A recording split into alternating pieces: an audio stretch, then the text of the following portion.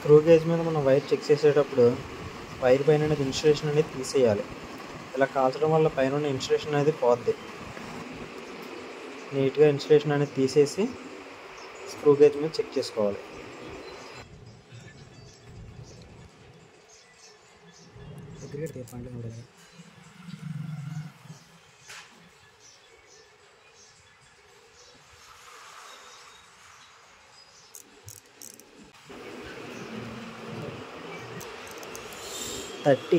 Thirteen పక్కన ఒక point ఉంది. ఆ పాయింట్ వాల్యూ 50 అంటే 50 + 30 అంటే ఎంత అయింది? 80. అంటే 1 పాయింట్ అట్టింది 81 వచ్చింది. 81కి ఈక్వల్ ఏముంది? 21 అంటే గేజ్ వచ్చి 21. ఇప్పుడు అదేవిధంగా ఇంకో వైర్ యొక్క గేజ్ చూద్దాం. ముందుగా స్క్రూ గేజ్ యొక్క వాల్యూ 0 నుంచి పెట్టుకోవాలి.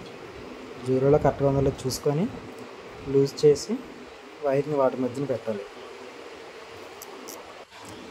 ఇలా పెట్టిన తర్వాత ఎంత వచ్చింది? 45.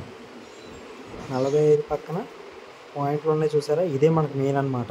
ఒక పాయింట్కి వచ్చి 50 అంటే 50.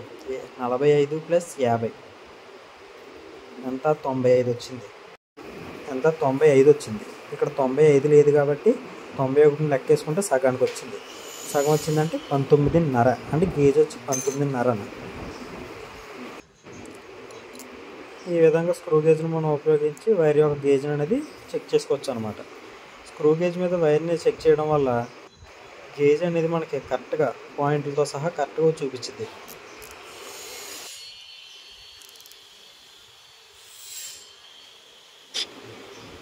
సేమ్ ఇది ఎంత? ఇది అంతే 45 అంటే 55 + 45 95.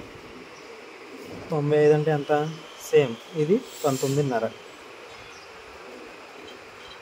అంటే ఇది కూడా గేజ్ వచ్చి 19.5.